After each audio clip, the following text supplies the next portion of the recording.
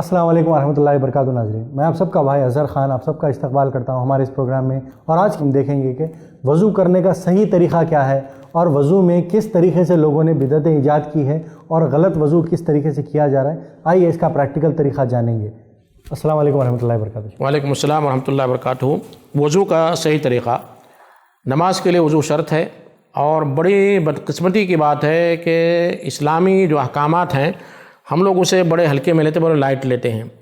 وضو کا طریقہ کیا ہے؟ لوگ کہتے ہیں وضو کا طریقہ بہت آسان ہے، منہ میں پانی ڈالیے، کلی کیجیے، ختم ہو اس طرح۔ حالانکہ وضو ایک اہم عبادت ہے اور ہر نماز کے لیے وضو شرط ہے، بغیر وضو کے نماز نہیں ہوتی، اور اللہ تبارک و تعالیٰ بغیر وضو کی نماز کو قبول نہیں کرتا ہے۔ وضو کے جو ارکان ہیں ان میں سے کوئی چیز چھوٹ جاتی ہے تو اس کے تعلق سے بڑی سخت وعید ہے۔ اللہ کے نبی کریم صلی اللہ علیہ وسلم نے ایک شخص کو دیکھا، وضو کیا تھا اس نے، اور اس کے پیر کے جو پچھلی جو پڈلی تھی وہ بھیگی نہیں تھی، تو آپ صلی اللہ علیہ وسلم فرمایا ویل للعقاب من النار، ویل ہے، جہنم کے ایک وادی کا نام ویل ہے، اور اس کا ایک دوسرا معنی تو خرابی ہے، جو پیر کا پچھلا حصہ جو نہیں بھیگا ہے وہ نہ بھیگنے کی وجہ سے اس پر جہنم کا عذاب ہے۔ وضو کے تعلق سے قرآن مجید کی ایک آیت نازل ہوئی تھی، اللہ تبارک و تعالیٰ فرماتے ہیں یا ایھا الذین آمنوا اذا قمتم الی الصلاۃ فاغسلوا وجوہکم وایدیکم الی المرافق وامسحوا برؤوسکم وارجلکم الی الکعبین۔ اے ایمان والو، جب تو نماز کے لیے کھڑے ہو تو اپنے چہروں کو دھو اور اپنے ہاتھوں کو کہنی سمیت، اور اپنے سر کا مسح کرو اور اپنے پیروں کو دھو الی الکعبین، ٹخنے سمیت۔ یہ وضو کی آیت ہے جو قرآن مجید میں ہے۔ اس میں اللہ تبارک و تعالیٰ نے وضو کے اندر جو فرض ہے اس کا ذکر کیا ہے۔ اللہ کے نبی کریم صلی اللہ علیہ وسلم نے جو وضو کا طریقہ بیان کیا وہ سنتوں کے ساتھ ہے، جیسے نماز میں کچھ چیزیں فرض ہے، کچھ چیز سنتیں ہیں، تو اللہ کے نبی کریم صلی اللہ علیہ وسلم نے جو وضو کیا اس کا طریقہ میں آپ کے سامنے پریکٹیکل طور پر رکھنا چاہتا ہوں۔ وضو کا صحیح طریقہ یہ ہے کہ ہر عمل کے لیے نیت کرنا ضروری ہے۔ وضو کی نیت آپ کے دل میں ہونی چاہیے کہ میں وضو کرنے جا رہا ہوں۔ ایسا نہیں کہ آپ آئے اور نل کی ٹوٹی کھولی اور وضو کر لیا اور آپ کے دل میں یہ تھا ہی نہیں، اور بعد میں آپ نے یہ نیت کر لیا کہ ہاں چلو میرا وضو ہو گیا، میں تو ہاتھ پیر دھو رہا تھا اور وضو کے سارے اعمال مکمل ہو گئے اس لیے وضو ہو گیا۔ تو آپ وضو کی نیت سے جو ہے آپ کے دل میں ارادہ ہوا کہ میں وضو کرنے جا رہا ہوں، آپ کے دل میں ارادے کے بعد آپ جو ہے وضو کرنے کے لیے بیٹھیں گے، جو وضو سے پہلے بسم اللہ کریں گے۔ بسم اللہ کہنے کے بعد آپ اپنے دونوں ہتھیلیوں کو کہنیوں سمیت ایک بار دھونا واجب ہے، اور دوسرے اور تیسرے بار دھونا جو ہے سنت ہے۔ پہلی بار واجب ہے، دوسرے اور تیسرے بار دھونا سنت ہے۔ پہلے آپ اپنے دونوں ہتھیلیوں کو دھوئیں گے کہنیوں سمیت، اس کے بعد جو ہے آپ منہ میں پانی ڈالنے کے لیے پانی لیں گے اپنے دائیں ہاتھ سے، اور بہتر طریقہ یہ ہے کہ آپ کلی اور ناک میں پانی ایک ساتھ چڑھائیں۔ آپ جو ہے کلی کے لیے پانی لے رہے ہیں، منہ میں ڈالیں، اور ساتھ ہی ساتھ آپ ناک میں پانی چڑھائیں، اور اس کے بعد جو ہے بائیں ہاتھ سے اپنے ناک کو صاف کریں۔ کلی کرتے ہوئے آپ کو غرغرہ کرنا ضروری ہے، اس طرح منہ میں پانی لیں اور پوری طرح اسے جو ہے گول گول گھمائیں، اور گھمانے کے بعد آپ اس جو ہے کلی کر دیں۔ یہ ایک بار کرنا واجب ہے، دوسری اور تیسری بار کرنا سنت ہے۔ یہ سارے جو ہے اعمال میں ایک بار واجب ہے۔ تو آپ نے کلی کیا اور ناک میں پانی ایک ساتھ چڑھائے، یہ بہتر طریقہ ہے۔ لیکن اگر آپ چاہتے ہیں تو پہلے کلی کر سکتے ہیں 3 بار یا 1 بار، پھر اس کے بعد جو ہے دوسری بار جو ہے آپ ناک میں پانی چڑھا سکتے ہیں، الگ الگ بھی اور ایک ساتھ بھی، لیکن ایک ساتھ کرنا یہ زیادہ جو ہے راجح ہے اور یہ زیادہ صحیح ہے۔ جب آپ نے کلی کر لی، کلی کرنے کے بعد آپ جو اپنے ہتھیلی میں پانی لیں گے، پانی لینے کے بعد آپ جو اپنے چہرے کو دھوئیں گے، جہاں سے آپ کا بال شروع ہوتا ہے وہ پورا چہرے میں داخل ہے، یہ پورا چہرہ، یہاں تک کہ اگر آپ کے بڑی داڑھی ہے تو خلال کریں گے، چھوٹی داڑھی تو مکمل اسے دھو لینا ضروری ہے، خلال کرنا ہے۔ پورے جو ہے چہرے کو 1 بار یا 3 بار آپ دھوئیں گے۔ اس کے بعد جو ہے آپ جو ہے اپنے دائیں ہاتھ کو کہنیوں سمیت یہاں تک، جو مرفق جسے کہا جاتا ہے یہاں تک، یہ بھی شامل ہے، اسے بھی دھونا ضروری ہے۔ آپ 3 بار جو ہے دائیں ہاتھ کو دھوئیں گے۔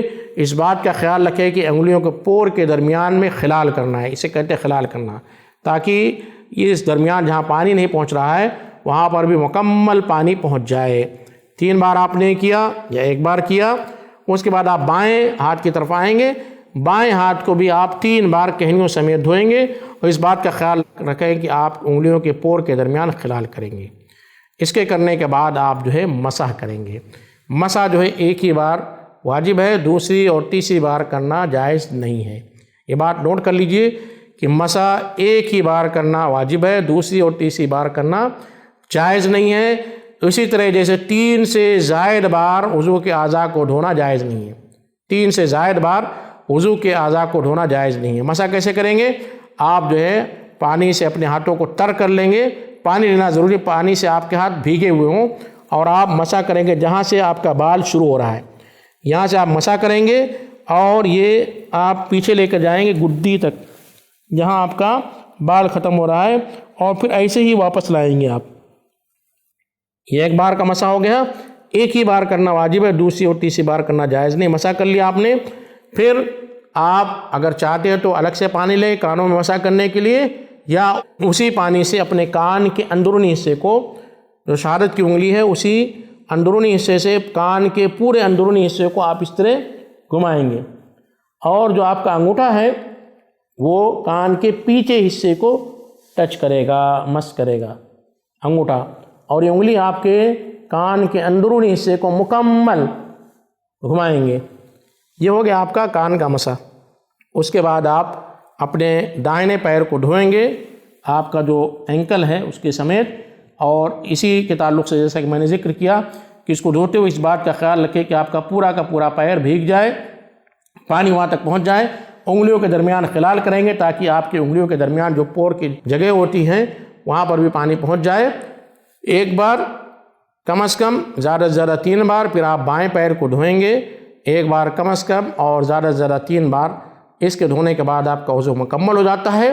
اس کے بعد جو وضو کی جو دعا ہے، اشہد ان لا الہ الا اللہ واشہد ان محمد عبدہ ورسولہ اللہم اجعلنی من التوابین واجعلنی من المتطہرین، یہ دعا پڑھنے کے بعد آپ کا وضو ختم ہو جاتا ہے۔ یہ اللہ کے نبی کریم صلی اللہ علیہ وسلم کی حدیث کے مطابق وضو کا صحیح طریقہ ہے۔ اب اس میں لوگوں نے اپنے جو ہے لحاظ سے وضو کی سنتوں میں کچھ چیزوں کا اضافہ کر دیا ہے، جن میں سب سے مشہور چیز جس کا اضافہ کیا ہو گردن کے مسا کا ہے، گردن کے مسا کا، جبکہ گردن کا مسا اللہ کے نبی کریم صلی اللہ علیہ وسلم کی کسی بھی حدیث سے ثابت نہیں ہے۔ دوسرا جو سب سے اہم اضافہ جو وضو کے تعلق سے کیا گیا وہ یہ ہے کہ ہر عضو کو دھوتے وقت ایک مخصوص قسم میں دعائیں کی جا رہی ہے، ہر عضو کو دھوتے وقت ایک مخصوص قسم میں دعا کرتے ہیں، یا اسی طرح وضو سے پہلے کی جو دعا ہے بسم اللہ، بہت سارے لوگ اس میں بھی بسم اللہ العظیم والحمدللہ علی دین الاسلام یا اس قسم کے جو مختلف جو ہے دعائیں اپنی جانب سے وضع کی ہیں، جو کہ قرآن اور صحیح حدیث سے ثابت نہیں ہیں، لہٰذا ایسی دعاؤں سے بچنا چاہیے جو دعا آپ صلی اللہ علیہ وسلم سے ثابت نہیں ہے۔ شیخ، یہاں پر ایک سوال یہ آتا ہے کہ اگر کوئی مسا کر لے تو اس میں غلطی کیا ہے، پہلی چیز۔ دوسرا پھر یہ بھی ہوتا ہے کہ اگر ہم وضو کر رہے ہیں، ایک بار ہوا یا 2 بار ہوا، بھول جاتے ہیں، تو جب کیا کریں؟ اور کئی لوگوں کو میں نے دیکھا کہ 15 منٹ 20 منٹ بیٹھ کر وضو کرتے ہیں، آرام سے بالکل اس طرف کرتے ہیں، چہرے کو بھگاتے ہیں پورا، تو بہت دیر تک شک و شبہات کا شکار ہو کر جو ہے بھول جاتے ہیں۔ تو میں نے ایک دفعہ دریافی کی تو پتہ چلا کہ میں بھول گیا، ایک بار ہوا کہ 3 بار ہوا، تو پھر سے کر رہا ہے، پھر بھول گیا، پھر 3 بار الگ کر رہا ہے، تو اس میں کیا کریں؟ ایک بڑا پیارا اصول ہے طہارت کے تعلق سے، یہ اصول آپ کے لیے ایک تھم رول ہے کہ لا تزول الطہارۃ بالشک، شک کے ذریعے آپ کی طہارت باطل نہیں ہوتی ہے۔ اور یہ جو قاعدہ بنایا گیا ہے، قاعدہ فقہاء نے ایسے نہیں بنا لیا ہے کہ ان کے دل میں آیا، انہوں نے جو ہے 2-4 ورڈ کو جو ہے جمع کیا اور قاعدہ بنا لیا۔ یہ جو قاعدہ جو بنایا بڑا پیارا قاعدہ ہے کہ شک سے طہارت ختم نہیں ہوتی ہے۔ یہ اس حدیث کو سامنے رکھا ہے جس میں اللہ کے نبی کریم صلی اللہ علیہ وسلم نے فرمایا کہ جب نماز میں کوئی شخص ہو اور اسے یہ گمان ہو کہ اس کی ہوا خارج ہو گئی ہے، تو وہ جب تک اس کی بدبو کو محسوس نہ کرے یا وہ آواز نہ سن لے، وہ یہ فیصلہ نہ کرے کہ اس کی ہوا خارج ہوئی ہے۔ یعنی معلوم ہوا کہ اسے صرف شک ہوا ہے، تو شک کی بنیاد پر وہ نماز کو چھوڑے گا نہیں کہ اس کی جو ہے طہارت چھوٹ گئی ہے۔ یعنی اس کے علاوہ بھی ہر عبادت کو شک کی بنا پر نہیں کیا جا سکتا، یقین میں پہلے بدلنا ہے۔ یقین میں، یعنی جیسے نماز بھی جب ہم بھول جاتے ہیں، دوسری رکعت ہے، تیسری رکعت ہے، ہم کو پہلے یقین میں بدل لینا ہے کہ دوسری ہے، اس کے بعد سے سارا کچھ جو ہے پھر ترتیب میں پڑھ لینا۔ اگر ہم ہمیشہ شک میں ہی رہیں گے تو پھر پوری نماز صرف شک میں ہی چلی جائے گی۔ اسی لیے جو قاعدہ میں نے بتایا کہ فقہاء نے جو قاعدہ بنایا بڑا پیارا قاعدہ ہے کہ طہارت شک سے زائل نہیں ہوتی ہے۔ تو اگر کسی شخص کو بار بار شک ہو رہا، وسوسہ ہو رہا ہے، اور یہ شیطان کی جانب سے ہے، انسان کو شیطان جو ہے پریشان کرنا چاہتا ہے کہ وہ اس طرح وسوسے میں مبتلا کر دے، ایک بار دھویا کہ 2 بار دھویا کہ 3 بار دھویا، اور بہت سارے وسوسے میں مبتلا لوگوں کو میں نے دیکھا ہے کہ 5-5 मिनट 10-10 मिनट वज़ू किए जाते हैं और बार बार दो रहे परेशान हैं और जो है उन्हें यकीन ही नहीं हो रहा है उनकी जो है तहारत मुकम्मल हुई नहीं, तो ये क़ायदा अगर आप जो है मद्देनज़र रखेंगे, इस क़ायदे के ज़रिए उन वसवसे में मुब्तला लोगों को बता सकते हैं कि तहारत इतनी मज़बूत है कि शक से वो ख़त्म नहीं होती है। अल्लाह तबारक व तआला ने शैतान के मुँह पर थप्पड़ मारा है और उस हदीस की रोशनी में ये क़ायदा बयान किया गया है कि इंसान नमाज़ पढ़ रहा है और शैतान उनकी नमाज में खलल डालना चाहता है, अरे शायद हवा खारिज हो गई हो, तो अल्लाह के नबी करीम सल्लल्लाहु अलैहि वसल्लम ने फरमाया कि जब तक जो है उसकी बू महसूस ना हो या आवाज़ ना आए, वो इस यकीन पर रहे कि उसकी हवा खारिज नहीं हुई है। तो ये वसवसा शैतान की जानिब से डाला जाता है। उस वसवसे को दूर करने के अल्लाह के नबी करीम सल्लल्लाहु अलैहि वसल्लम की उस हदीस की रोशनी में फ़ुक़हा ने यह क़ायदा बयान किया है और यह क़ायदा शैतान के वसवसे को बिल्कुलिया ख़त्म कर देता है। जज़ाकल्लाह खैर शेख, अपना कीमती वक्त निकालने के लिए हमारे इस प्रोग्राम के लिए। नाज़रीन, उम्मीद है इंशाअल्लाह ताला हमारी मुलाकात होगी अगले प्रोग्राम में। जब तक कि अपना ख्याल रखें। जज़ाकल्लाह खैर। अस्सलाम वालेकुम वरहमतुल्लाहि वबरकातुहू। ऐसे ही और वीडियोस बनाने में हमारी मदद करें।